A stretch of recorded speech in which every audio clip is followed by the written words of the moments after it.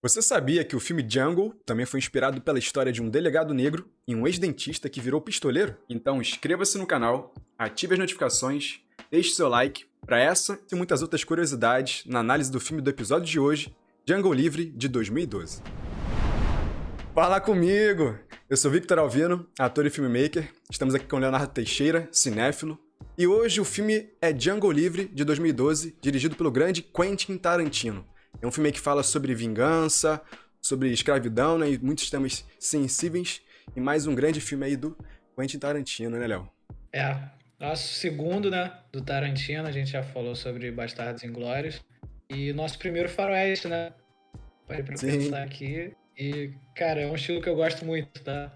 Tem vários faroestes aí ótimos, na década de 60, 50. E o Tarantino é fã deles, né? Ele já muito em fã. várias entrevistas já comentou que ele gosta muito de faroeste. E esse aí, cara, é um dos melhores de todos os tempos, na minha opinião. Então, o top 5 aí, provavelmente. Acho que ele leva muita vantagem porque ele já consegue utilizar, né, uma tecnologia melhor, né, um filme mais moderno, mas se passando ali na época da Guerra Civil, né, um pouquinho antes da Guerra Civil Americana.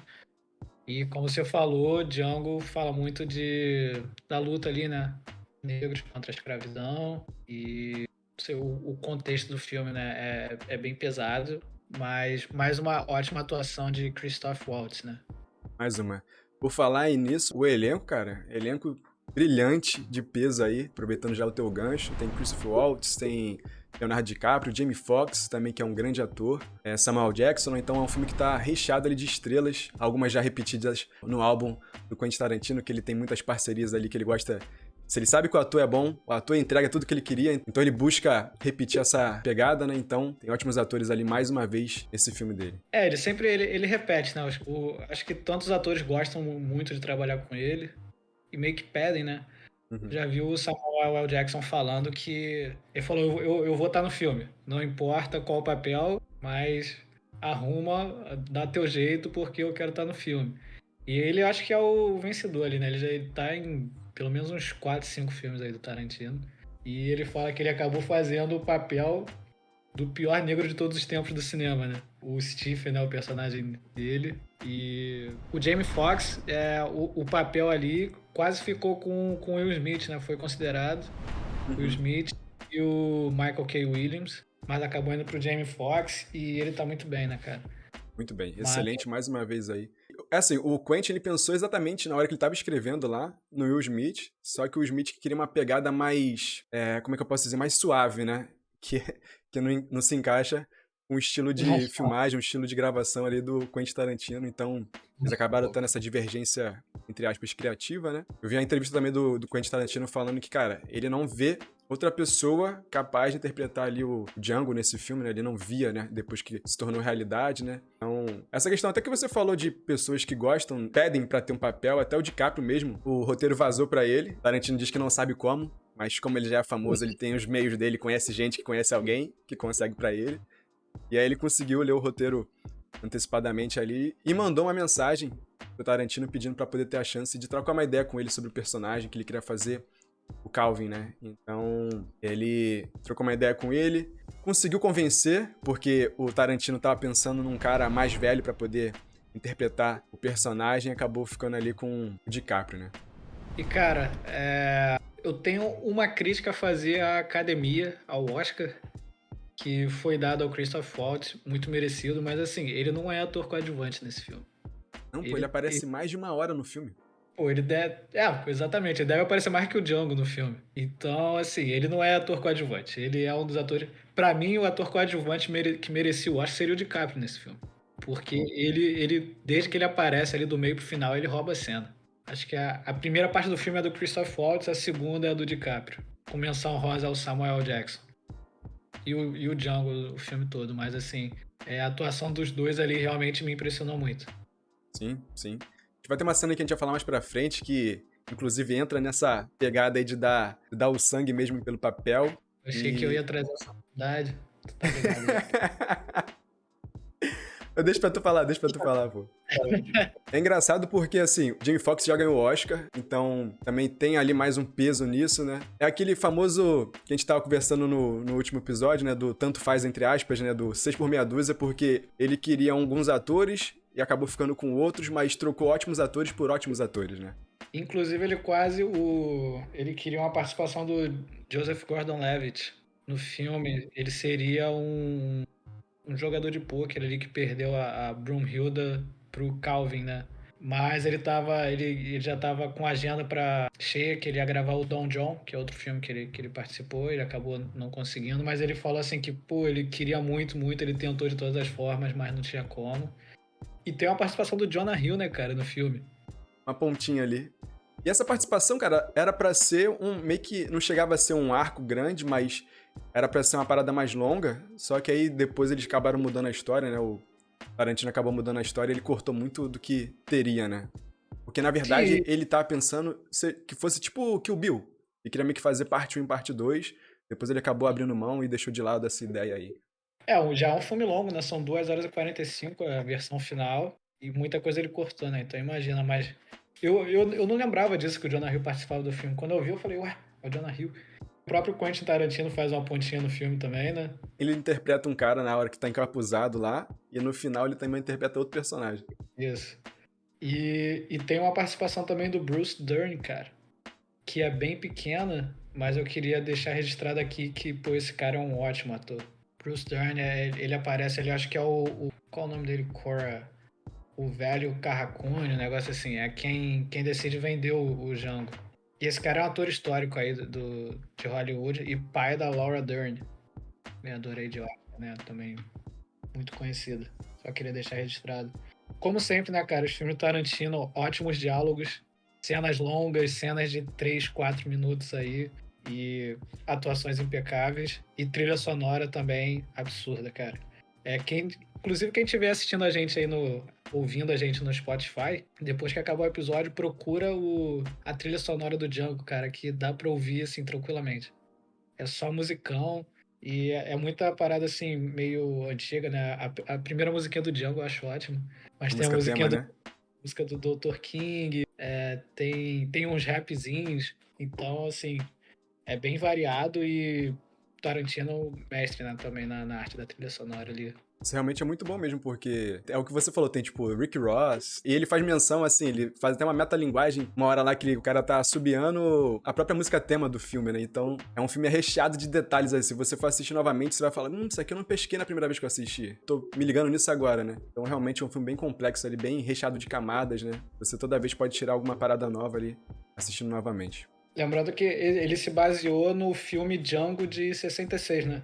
Que é um faroeste espaguete que eles chamam, né? Que é italiano. Meio que ele pegou e fez a leitura dele, né? Era Uma Vez em Hollywood, ele também faz menção aos faroeste espaguete, né? Que o personagem do DiCaprio é um ator de faroeste. E ele pega isso e faz uma obra de arte, né, cara? É um dos melhores, acho que é um dos melhores filmes dele.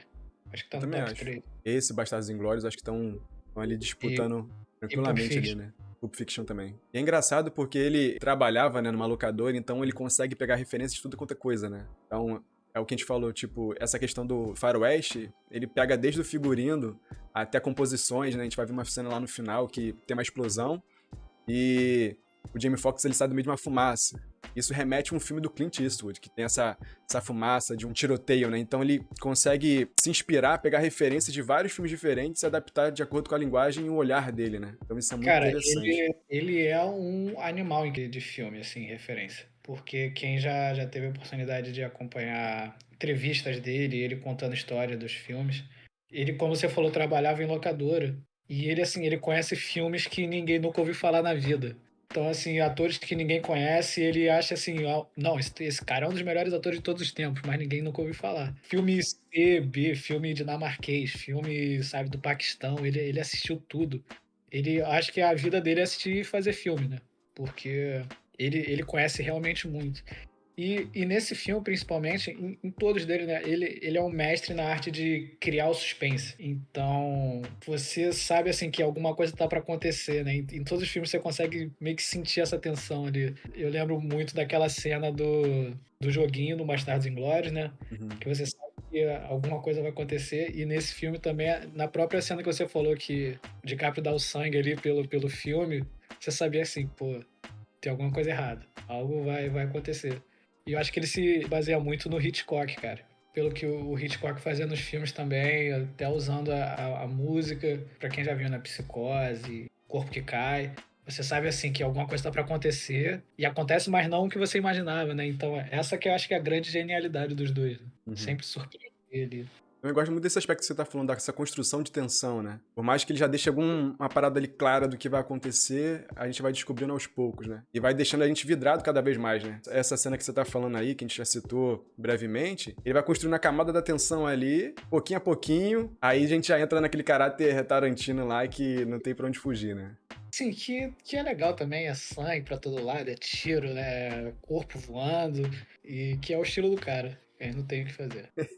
Exatamente. E assim, antes de você entrar na sinopse, que é muito simples, né? Como a maioria dos filmes dele. É um cara que é a vingança, como vamos chegar lá, né? É Uhum. basicamente isso. Exatamente. Ah, A sinopse desse nosso filme de hoje é o Django, que é um escravo, né? Ele começa ali o arco dele como um escravo. E aí ele acaba, por sorte do destino, conhecendo o Dr. Schutz. Ele o liberta ali, né? Da escravidão. E eles entram meio que num acordo pra salvar a esposa, que é mantida como escrava ainda. E a gente consegue ver esse arco de evolução, que é aquela clássica história de um príncipe, né? Um herói tentando salvar a princesa que tá presa num castelo, que ele até menciona isso ao longo do filme, né? Então ele menciona a história dentro da própria história. Então a nossa sinopse basicamente é essa, né? Uma história que nem o Olha falou, simples, mas um simples que a gente fala, entre aspas, o feijão com arroz, mas o feijão com arroz que funciona, né? Sem inventar muita bem, firula, mas perfeito ali, bem né? temperado, né? Com tudo no ponto. Pô, é imbatível, né? E eu acho muito engraçado que começa já, né, o filme com a carrocinha do Dr. Schultz, né? Com o dentinho em cima, é muito bom, cara. Eu gosto muito daquele dentinho. Mas, como você disse, né? O Dr. Schultz é um cara muito inteligente. Ele nasceu na Alemanha, né? Mas já mora nos Estados Unidos e parou de trabalhar como dentista e virou um caçador de recompensas, né? Ele caça criminosos que têm algum valor, né? Vivos ou mortos, né? Ele entrega esses caras, normalmente mortos, ele ganha recompensa e vai vivendo assim, né?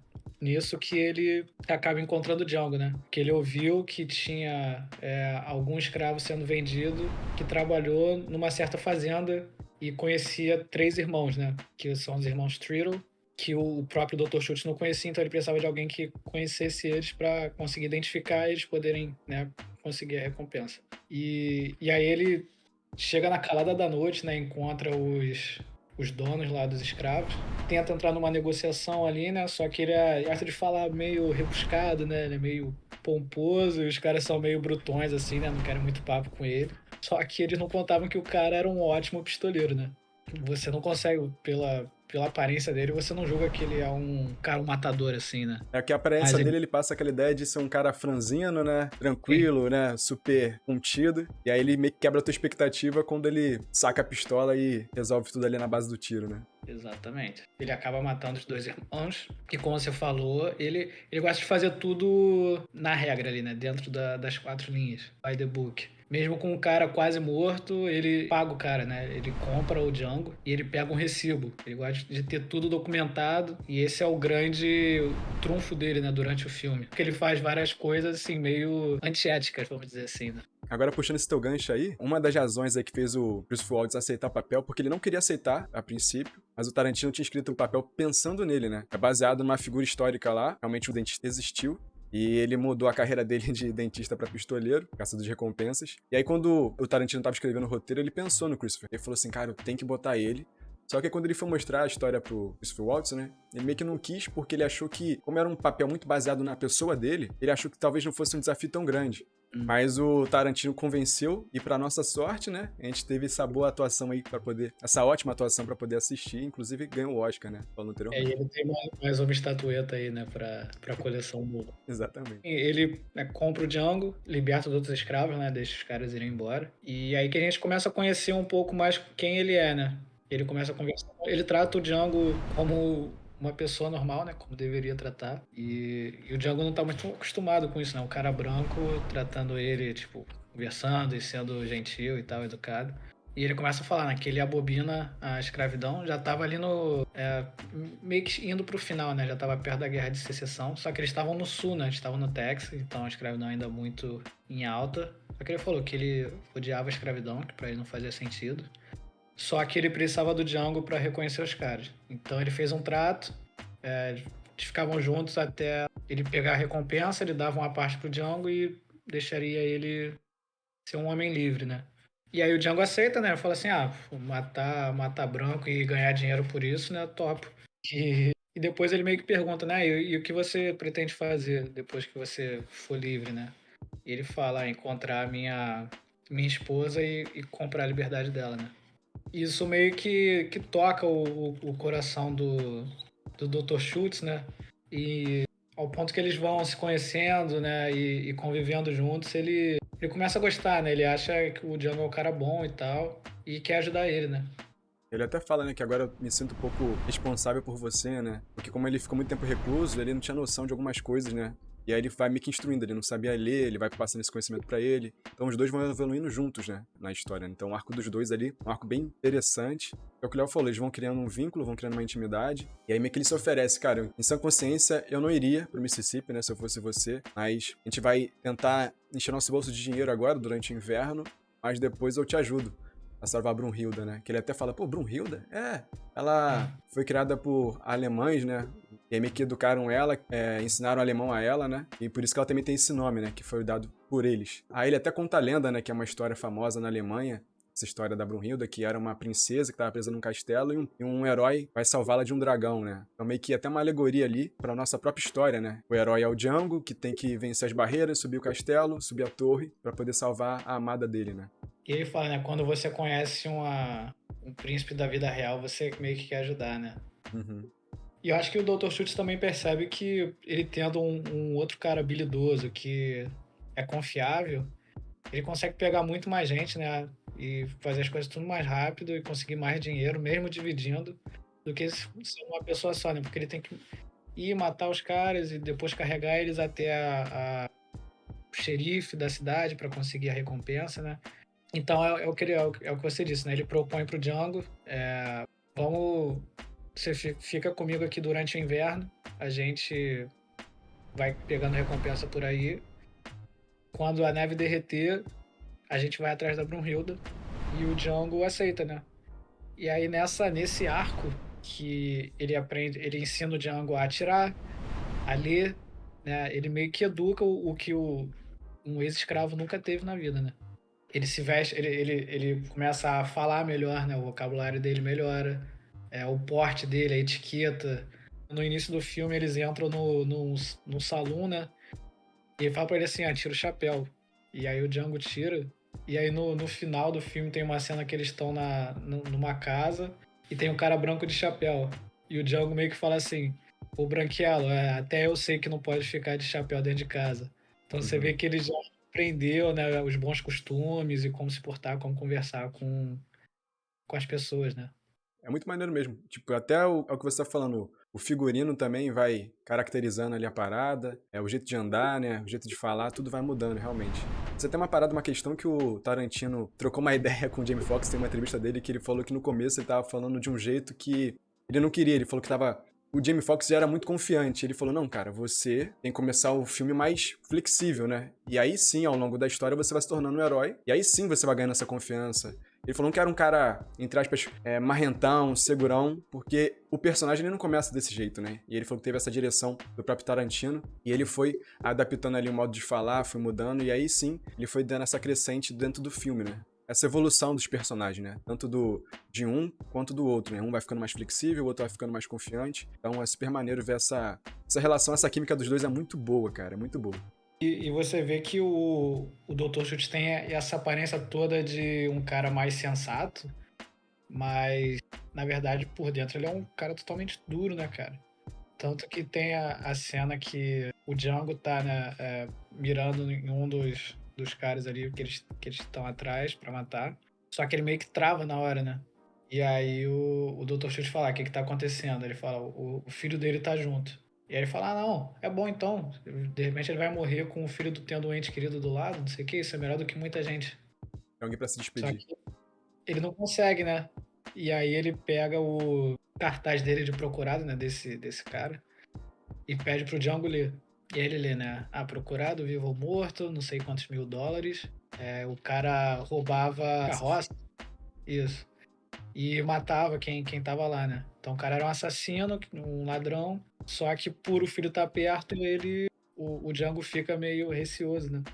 E aí o cara fala, se você quer fazer o que eu faço, se você quer ser um caçador de recompensa, atira. E aí o Django atira e ele vai ficando mais parecido com o cara, né?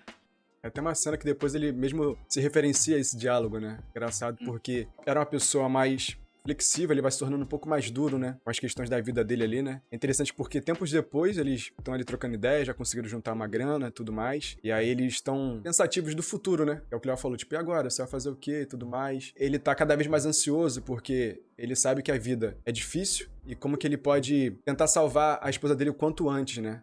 Ele sabe os perigos que ela tá correndo e tudo mais. Eles começam a investigar pra poder saber. O doutor, ele vai ajudando, ele cumpre a promessa do Django. Mas um pouco antes disso, eles vão numa fazenda lá, né? Que é onde eles matam também os 3 irmãos ali. É engraçado que ele vai mudando a fisionomia, vai mudando o vestuário dele ali, né? Então, foi até inspirado num quadro famoso, né? The Blue Boy.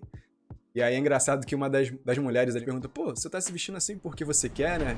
E era uma forma dele mostrar poder, né? Que ele se destaca ali perante os outros. Acho que a primeira hora do filme é só meio que construindo essa relação do Django com o doutor e como as pessoas em volta enxergam isso, né? Porque ninguém achava normal. Toda a cidade, toda a fazenda que eles chegavam, os donos, né, os brancos do lugar já olhavam assim, ah, o que tem um negro num cavalo? Por que ele tá aqui? E ele sempre fala, né? O Django é um homem livre, ele é meu associado, então você trata ele como se você estivesse tratando comigo, né? E sempre deixa isso muito bem claro. E como você falou, né, o Django começa meio medroso ali, meio não sabe muito o que fazer, mas ele vai se adaptando. E os dois cumprem a promessa no final, né? Porque o Django passa o inverno, aprende ali, vira um grande atirador, um grande caçador de recompensa. E depois o doutor cumpre a palavra também e ajuda ele a resgatar a Brunhilda, né? E aí é quando eles armam a estratégia, né? Porque o dono da Brunhilda é o Calvin Candy, né? Que é o Leonardo DiCaprio. E eles falam assim, o cara que é um dos mais famosos ali, né? Do Mississippi.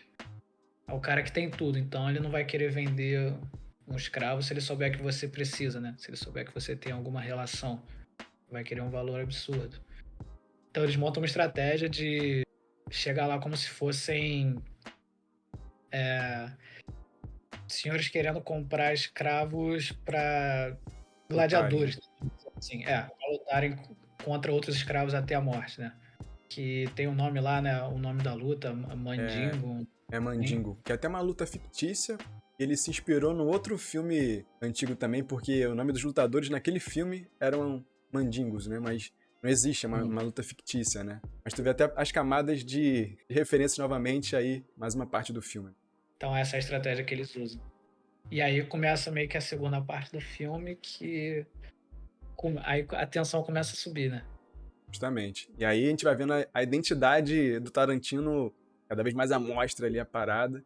E é engraçado porque eles vão nesse clube de cavalheiros, porque eles falam, cara, a nossa tática vai ser essa, a gente não pode fugir do personagem, então monte um personagem pra você, você vai ser um cara especialista nesse tipo de luta, e você meio que vai fazer uma consultoria pra mim, que eu sou um cara rico, que tem dinheiro pra investir, mas eu não conheço. Esse é o pior tipo de pessoa, que é um negro senhor de escravos, né? É um negro que é escravo. Então ele falou, esse é o pior tipo de pessoa que existe. Ué, mas você vai ter que ser esse cara. E aí, quando eles se encontram, né, com o Calvin, tudo começa a desenrolar. Eles têm esse encontro a princípio, eles são apresentados ali pelo advogado da família, né? Todo cheio de toque ali, ó. Você não pode tratá-lo como senhor, você tem que chamá-lo de Monsieur. Tem que falar como Monsieur. Mas, ele então fala francês? Não, ele não fala francês. Ele gosta da França, mas não fala francês. É só o cara assim, é o famoso dono da bola, né? O cara tem dinheiro, mas não entende de nada, né? Então, Rei do camarote. é o rei do camarote. Tipo, eles entram na sala, já tá tendo essa porradaria ali, 2 escravos. E aí, tipo, o cara meio que corta a apresentação. O que vocês estão fazendo aqui? Aquele cara super arrogante, não tá nem aí. O Django já no personagem ali, já corta logo o barato de todo mundo e todo mundo fica surpreso, porque, pô, o cara falando assim com branco, né? Todo mundo não tá acostumado, né? E aí já vai criando essa tensão ali entre todos eles. E ele já cortando barato, falando, cara, eu vim aqui pra comprar e não tô muito interessado em trocar essa ideia, né? E o Django separado num bar. Inclusive, uma curiosidade é que o cara que tá ali disputando na briga com o Calvin, né? Um outro senhor de escravos ali, ele é o cara que interpretou o Django na versão lá de 1960, né? Então, meio que é o mesmo ator da versão original, onde o Tarantino se baseou ali pra poder ter uma referência pro nome, essas coisas todas. Ele até pergunta, faz uma piadinha lá, qual é o seu nome? Ele, Django. Mas o D é mudo. Aí ele, eu sei. Vai ser uma referenciazinha, porque, tipo, o cara interpretou Django, ele sabe como é que se escreve, né? Fica essa piadinha ali, um easter eggzinho. E aí eles vão trocando essa ideia, falando... Só que o cara tá nem aí, né? Ele é super arrogante, o Calvin não tá nem aí pra nada. Só que ele oferece, ele faz a oferta dele ali, que foi combinado ali com o Django, é uma oferta que ele meio que não pode recusar, né? Aí ele fala, tipo, por 12 mil eu compro teu escravo. Ele, opa, vocês tinham minha curiosidade, agora vocês têm a minha atenção, né? Ao melhor estilo Poderoso Chefão, né? Uma proposta que ele não pode recusar. Exatamente. Nesse melhor estilo ali. E aí passa esse dia e eles vão pra fazenda, né? Então no segundo dia ali já mostra, tipo, um diazão bonito de sol e tudo mais. E tem aquela meio que uma comitiva, né? Pra poder ir pra fazenda do Calvin. Candyland, né? O cara tem até um nome também pra fazenda dele, né? Que era a terceira maior fazenda do estado do Mississippi, né? De algodão, né? Então, tipo, é super conhecida, né? No estado do Mississippi ali. E é tudo grandioso, né? Ele chega e tem aquela recepção, tem um monte de gente esperando, a casa é gigante. E aí que aparece o Stephen, né? Que é o mordomo. Ele toma conta da casa do Calvin, toma conta do pai do Calvin, né? Então ele já tá ali, já faz parte da família. E ele é o que fica mais furioso quando vê o Django no cavalo, né? O que esse escravo tá fazendo aí em cima de um cavalo? Não sei o quê. E o Django não peida pra ele, não. Fala assim, se você tem alguma coisa pra falar comigo, olha na minha cara e fala, né? Resolve comigo. Ali você já vê que os dois não bate com o outro, né? E o Calvin, apesar de tudo, né? Ele tá interessado no dinheiro, então ele tenta tratar todo mundo bem, tratar o Django bem, né? E ele acorda com o Dr. Schultz, que ele meio que ouve falar que existe uma escrava que fala alemão, né? Aí na fazenda dele fala, eu queria conhecer, né? Porque, pô, tem muito tempo que eu não falo alemão, não sei o quê. E eles até arrumam pra ela ir, né, no quarto dele de noite. E ela encontra o Django. E eles meio que... A gente vem aqui pra te resgatar, né? Contam pra ela o que vai acontecer. Chega um momento do filme que você acha que vai tudo dar certo, né? Não vai acontecer nada. Tá tranquilo demais. Rola um jantar, né? Eles vão conversando, eles meio que acordam assim, a gente vai comprar um dos seus mendigos então, por 12 mil, beleza? Da gente vai voltar daqui a 5 dias o médico vai examinar ele, o meu advogado vai fazer um contrato, a gente fecha o negócio. E até aí tava tudo bem, né? O Calvin tava feliz, tava todo mundo feliz, só que o Stephen, ele percebe que a Brunhilda e o Django meio que ficam se olhando, né? E ele fica assim, você conhece ele, né? Fala com a Brunhilda, ela tenta mentir assim, só que ele, bem perspicaz, né? Ele nota que tem alguma coisa errada. E aí ele pede pra falar com o Calvin e ele avisa, esses dois caras aí estão te manipulando. Não vieram aqui pra comprar, né? Mandingos lá. Eles querem a Brunhilda, né? E ela é a esposa dele. Agora, por que esse alemão tá ajudando ele, eu não faço ideia, mas eles não estão aqui pra comprar ninguém, eles querem ela. E aí o Calvin volta pra mesa. E aí essa cena que acho que é a melhor do filme, né, cara? Que aí ele começa o discurso, as máscaras caem, né? E ele vai falando, né? Que vocês não vieram aqui pra comprar ninguém, vocês querem ela. E tem uma parte que ele dá uma martelada na mesa, né? Ou ele bate. Ele bate com a mão mesmo. E ele acaba se cortando, de verdade, né? Que é até a cena que a gente tinha comentado antes. Só que ele continua no personagem. E a cena continua rolando, todos os atores continuam. Você até vê que ele meio que olha assim, a mão cheia de sangue, ele continua falando. Fica mais uns 2 minutos aí, com ele falando. Ele acende o cigarro dele com a mão toda cheia de sangue. E eu acho que fica até mais dramático ali, né? Mais verdadeiro. Eu vi uma entrevista do DiCaprio falando que ele deu uma porrada ali, né? Então ele bateu no copo, o copo quebrou, o copo cortou a mão dele. E aí ele falou que, tipo, quando viu tava tudo ensanguentado, só que é o que tu falou, ele se manteve no personagem. E aí quando ele olhou pra frente, ele falou que o Jamie Foxx olhou assim assustado, né? Porque nessa cena a gente só vê o plano do ponto de vista de quem tá assistindo o Calvin. Então a gente não vê a reação dos outros atores, né? Só que ele fala que o Jamie Foxx olhou com um olhar dele todo arregalado e quando ele olhou pra câmera, assim, né? No sentido da câmera, né? O Tarantino tava olhando, assim, pelo viewfinder, né? Aí ele olhou e também ficou assustado, mas ele gostou tanto do sentido visceral da parada ali que ele manteve no corte final do filme, né? E aí foi até Mas, isso que inspirou depois ele meio que... Ele passa a mão no rosto da Brunhilda, né? Com a mão de sangue. Ali depois ele já tinha aquela mão de sangue. Foi sangue sem ser de verdade, né? Inspirou através do corte, né? Foi até a ideia do DiCaprio mesmo. Tarantino comprou a ideia. Foi bizarro essa cena. e ali, né, as máscaras caem, só que o Calvin realmente descobre, né, que eles estão atrás da Brunhilda. E ele fala, já que você quer ela, você vai pagar os 12 mil nela, né?